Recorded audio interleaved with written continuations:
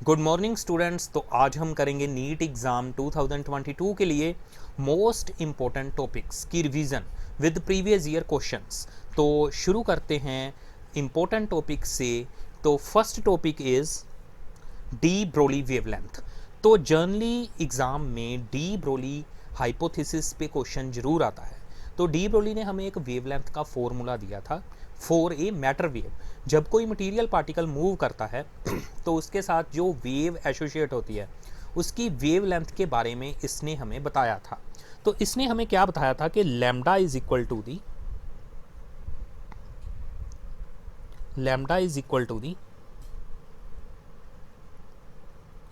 h upon m into V, where lambda क्या है, wavelength है, डी ब्रोली की वेवलेंथ है, और h क्या है हमारा, प्लैंक्स कांस्टेंट। h क्या है हमारा, Planck's constant, and m is the mass of the particle, m is the mass of the particle and v is the velocity of the particle. So wavelength is equal to the h upon m into v, ये formula था। तो यहाँ पर जो m है वो material particle का मास है और v उसकी वेलोसिटी है। m जो है उसका मूविंग मास है, ठीक है। तो हमें एक फॉर्मूला पता है एनर्जी का, तो इस फॉर्मूले को हम एनर्जी से रिलेट करते हैं, काइनेटिक एनर्जी से। एनर्जी क्या होती है, 1/2 mv²। तो यहाँ से अगर हम v² की वैल्यू निकालें तो वो बन जाएगी 2e divided by m। Means हमारा v किसके इक्वल बन जाएगा, वेलोसिटी किसके इक्वल बन जाएगी, under root 2e divided by m। Okay, तो अगर हम ये वेलोसिटी की वैल्यू को यहाँ पे पुट कर दें तो हमारे पास ये लैम्डा का फॉर्मूला क्या बन जाएगा, डी ब्रोली वेवलेंथ का, h upon m into 2e divided by m। That means ये हमारे पास फार्मूला बन गया h डिवाइडेड बाई 2em। तो ये फॉर्मूला आपको ध्यान में रखना है। अगर आप बाहर वाले m को अंदर वाले अंडररूट से m से कैंसिल करेंगे, इसको इससे कैंसिल करेंगे, इसको इससे कैंसिल करेंगे, तो ये आपको मिल जाएगा 2em। अंदर आकर वो अंडररूट m बन जाएगा, ठीक है। तो ये हमारा बन गया लैम्डा का फॉर्मूला, ठीक है।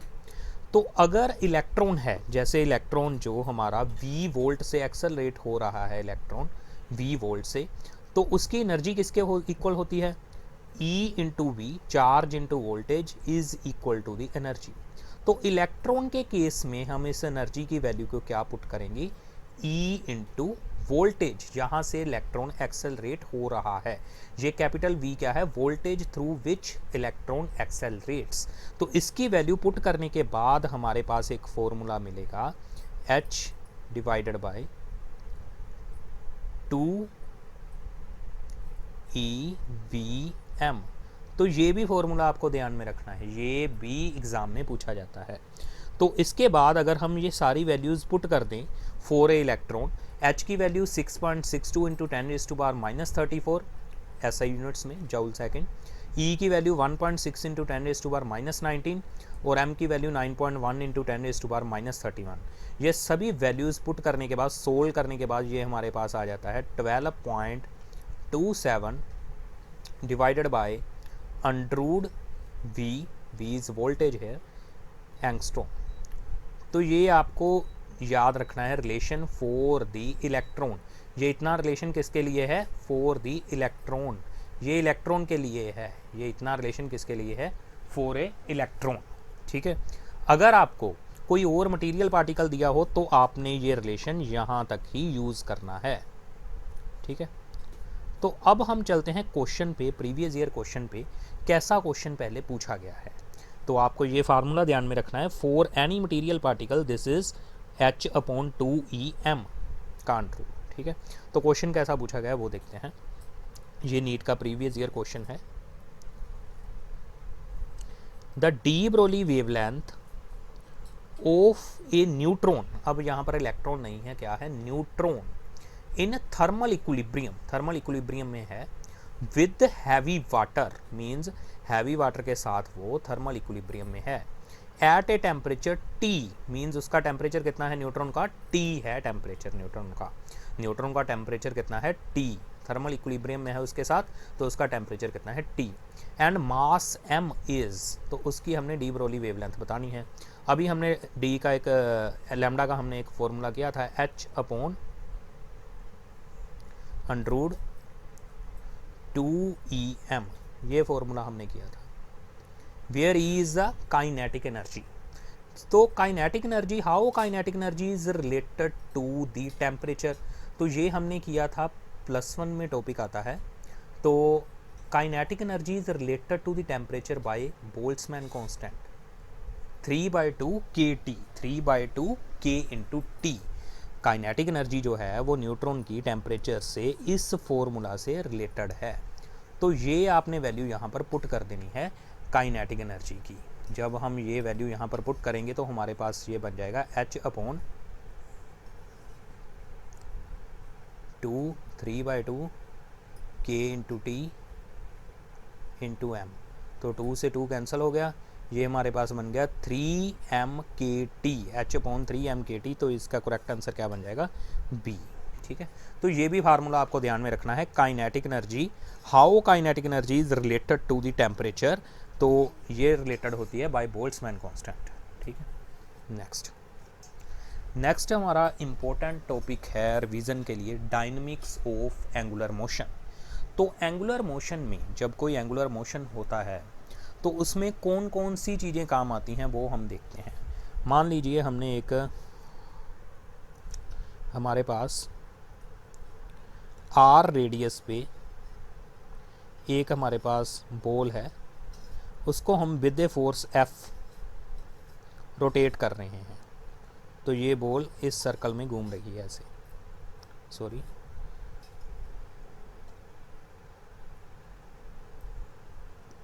इस सर्कल में ये बॉल ऐसे रोटेट कर रही है। ठीक है, तो इस पे एक लगेगी टॉर्क, तो आपको एक तो टॉर्क टर्म ध्यान में रखनी है। टॉर्क किसके इक्वल होती है, force into perpendicular distance. Perpendicular distance, कौन कौन सी परपेंडिकुलर डिस्टेंस, यहाँ पर जिस लाइन के लॉन्ग फोर्स अप्लाई हो रही है from the axis of rotation, axis of rotation से फोर्स की लाइन ऑफ एक्शन का डिस्टेंस कितना है, उसको हम बोलते हैं टॉर्क। ठीक है, जैसे हमने न्यूटन का फॉर्मूला किया था, force is equal to the mass into acceleration होता है, मास इनटू एक्सेलरेशन होता है।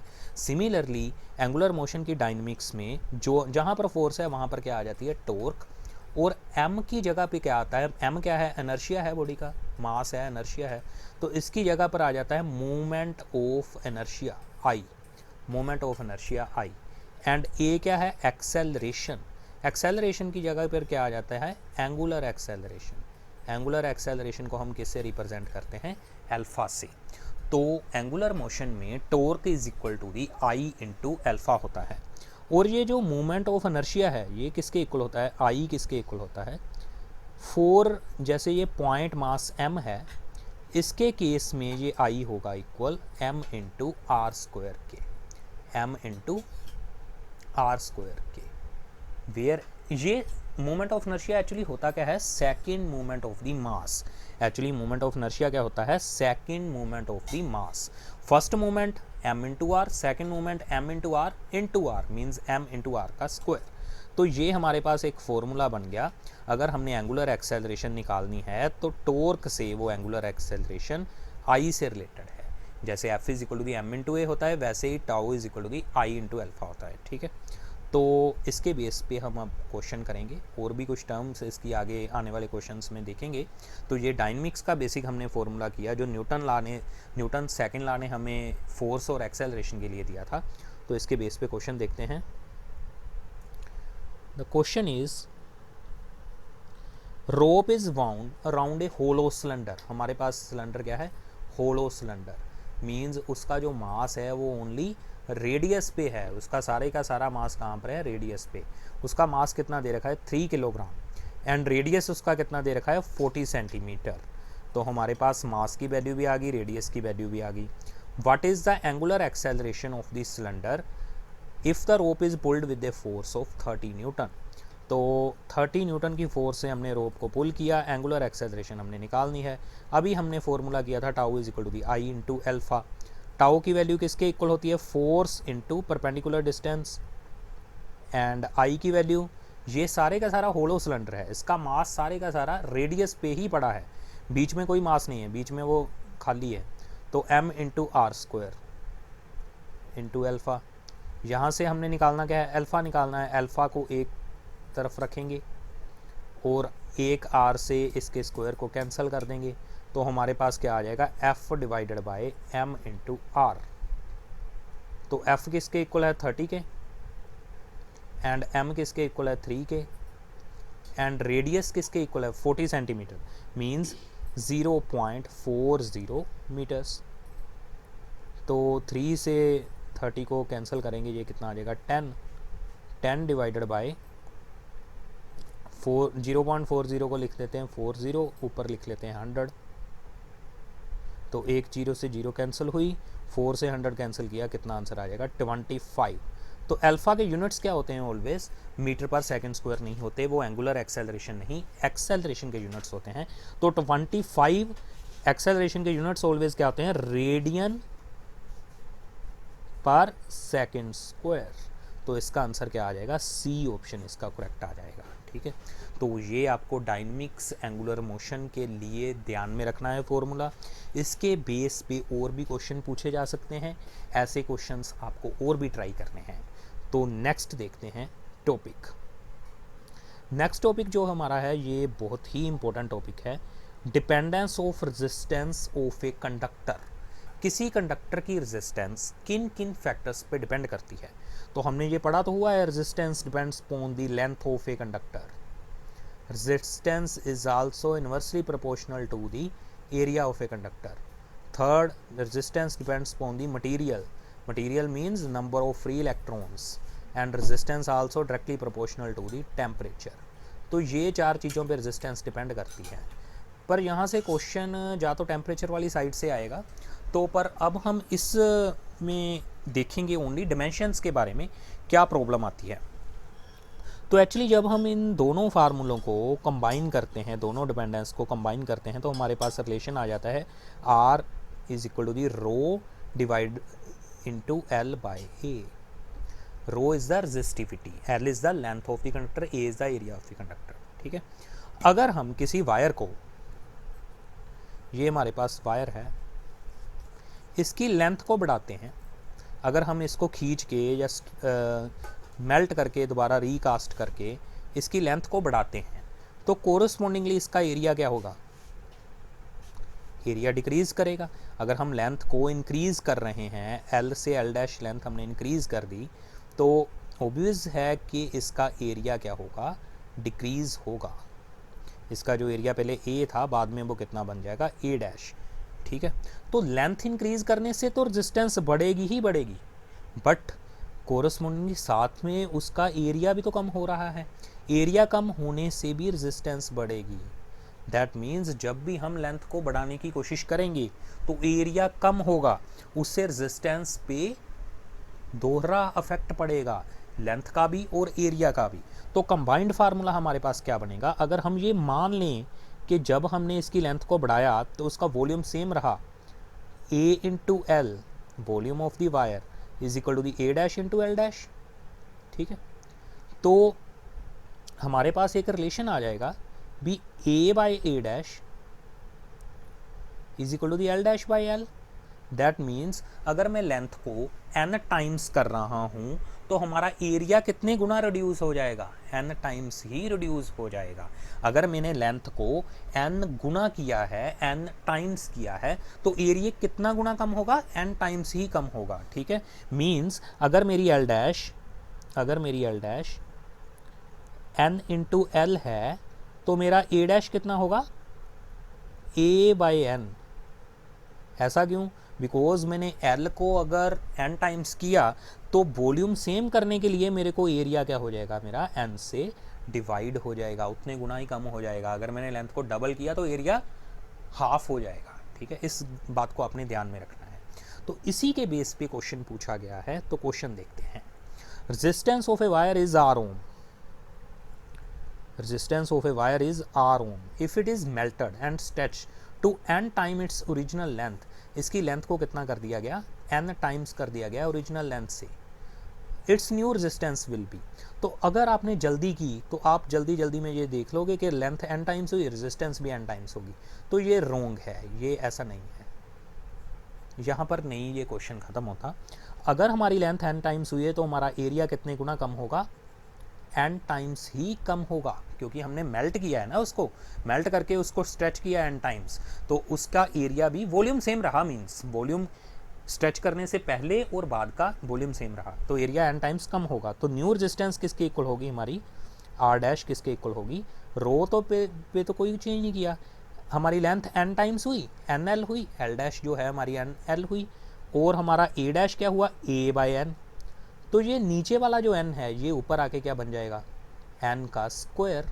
तो साथ वाली टर्म तो रो l बाई a ही रहेगी, उसको हम क्या बोलेंगे, r बोलेंगे, रेजिस्टेंस ही बोलेंगे उसको, तो हम जो इनिशियल रेजिस्टेंस थी, तो हमारी जो रेजिस्टेंस है वो n स्क्वायर इंटू r होगी। ये बात आपको ध्यान में रखनी है, अगर हम लेंथ को n टाइम्स कर रहे हैं तो रेजिस्टेंस n स्क्वायर r होगी।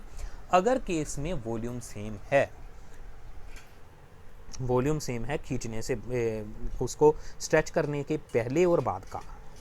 नेक्स्ट टॉपिक हमारा है बहुत ही इंपॉर्टेंट टॉपिक, कार्नोट इंजन पे। एक्चुअली कार्नोट एक साइकिल था, कार्नोट ने एक साइकिल दिया था, उसमें 4 प्रोसेसेस थी, वो सारी की सारी प्रोसेसेस रिवर्सिबल थी। मींस अगर कोई हीट इंजन कार्नोट साइकिल पे वर्क करता है तो वो रिवर्सिबल इंजन होगा, मींस वो रिवर्सिबली एक्ट करके रेफ्रिजरेटर की तरह भी काम कर सकता है।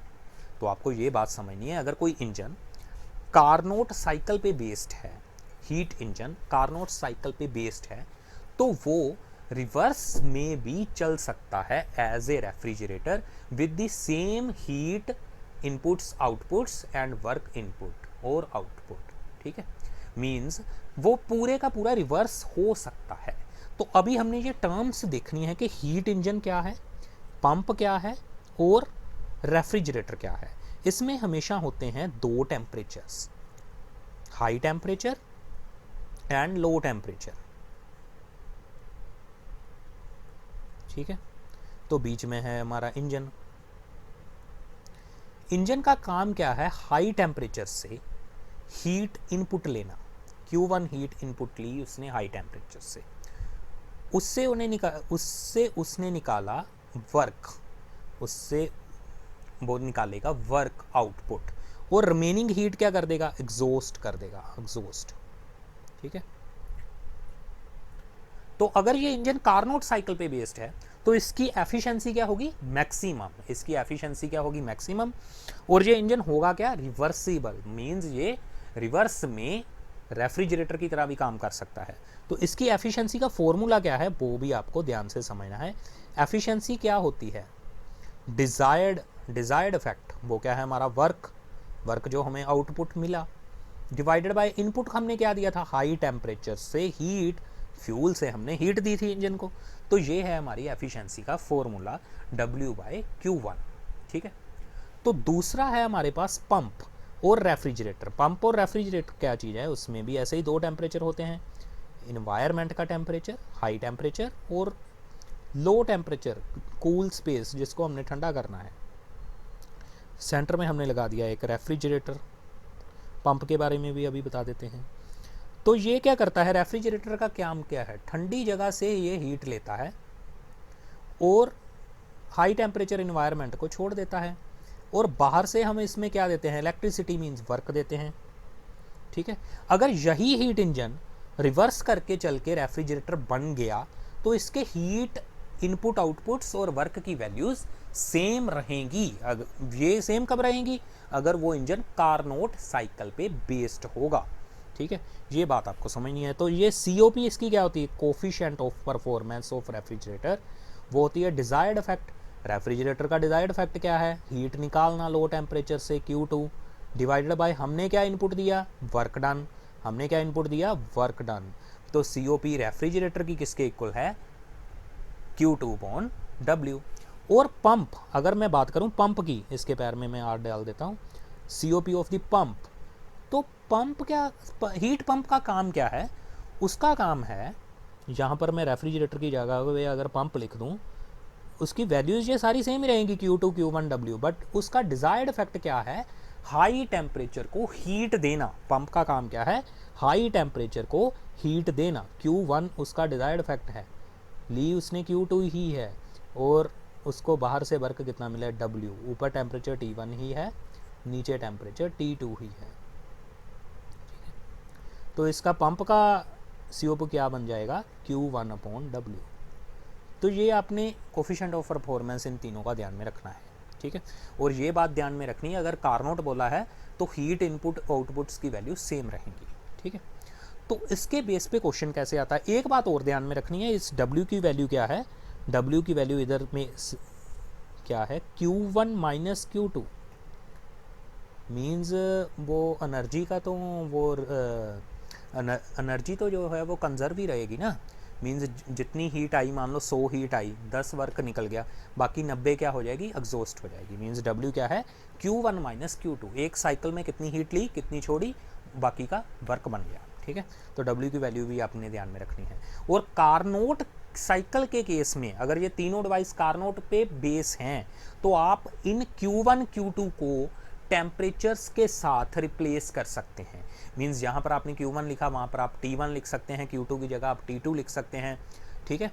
और इन फार्मूला में एफिशिएंसी और COP के फार्मूला में अगर ये कार्नोट पे बेस्ड हैं, कार्नोट साइकिल पे बेस्ड हैं, कार्नोट एक साइंटिस्ट थे, उन्होंने एक साइकिल दिया था, हाइपोथेटिकल था, प्रैक्टिकली पॉसिबल नहीं हो पाया, तो आप इन Q टर्म्स को, हीट टर्म्स को टेम्परेचर में रिप्लेस कर सकते हैं। इसके प्रूफ की तरफ मैं नहीं जाऊंगा बिकॉज वो आपके सिलेबस में नहीं आएगा ऐसे इतना बड़ा। तो क्वेश्चन देखते हैं क्या है। क्वेश्चन बहुत ही सिंपल है।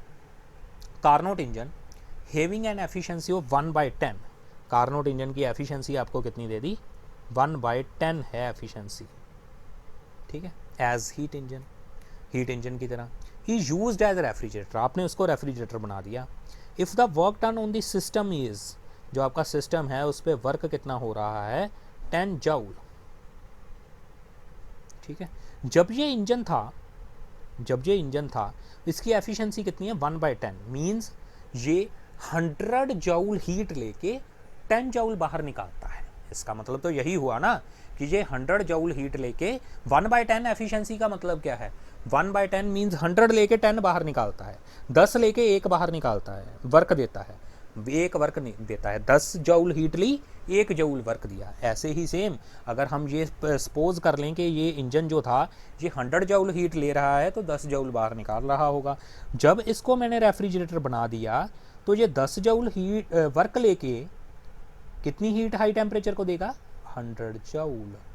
बिकॉज ये किस पे बेस है, कार्नोट पे बेस है, क्योंकि ये बेस किस पे है, कार्नोट पे बेस है, ठीक है। तो heat input outputs value same रहेंगी। 1/10 से मैंने ये मुझे पता चला कि ये 100 लेके 10 बनाता है वर्क, 100 हीट लेके 10 बनाता है वर्क। मीन्स ये अगर 10 वर्क लेगा तो कितनी छोड़ेगा हाई टेम्परेचर को, 100 छोड़ेगा। The amount of energy absorbed from the reservoir at lower temperature is, lower temperature से उसने कितनी हीट उठाई, 10 जूल तो उसको मैंने वर्क दिया, ऊपर ये भेज रहा है 100, तो नीचे से कितनी उठाएगा, 90 जूल ही तो उठाएगा। तो इसका आंसर क्या आ गया, 90 जूल, ठीक है। तो आपने ज़्यादा कैलकुलेशन में पढ़ना नहीं है, सीधा ही हमको उसके वर्क से और एफिशिएंसी से ये पता चल गया क्वेश्चन का, ठीक है। तो नीचे होता है लो टेम्परेचर, ऊपर होता है हाई टेम्परेचर। तो ये ऐसे क्वेश्चन होना था। नेक्स्ट देखते हैं अब हम क्वेश्चन। तो नेक्स्ट वाला टॉपिक हम अगली वीडियो में करेंगे। तो ये हमने इस वीडियो में जो क्वेश्चन और टॉपिक्स किए हैं, ये सभी क्वेश्चन और टॉपिक बहुत ही इम्पोर्टेंट हैं। ऐसी वीडियो हम और बनाएंगे। इस वीडियो को ज़्यादा से ज़्यादा अपने फ्रेंड्स के साथ शेयर कीजिए, बिकॉज नीट एग्ज़ाम में फिजिक्स का पोर्शन 25% है और मेनली आप बायो स्टूडेंट्स हो तो आपको फिजिक्स में थोड़ी प्रॉब्लम आने की संभावना रहती है। तो क्वेश्चन की रिवीजन और क्वेश्चंस की प्रैक्टिस और टॉपिक्स की रिवीजन आपके लिए बहुत इंपॉर्टेंट होगी। अगर आपके 45 क्वेश्चंस में से अगर आप रिवीजन नहीं करते, मान लो आपके 25 क्वेश्चन होने हैं और अगर आपने कुछ टॉपिक्स ऐसे इंपॉर्टेंट रिवाइज कर लिए, उसकी वजह से आपके 10 क्वेश्चन भी निकल गए, तो आपके रैंक में बहुत ज़्यादा फर्क पड़ने वाला है। तो इस वीडियो को ज़्यादा से ज़्यादा शेयर कीजिए। Thank you for watching this video.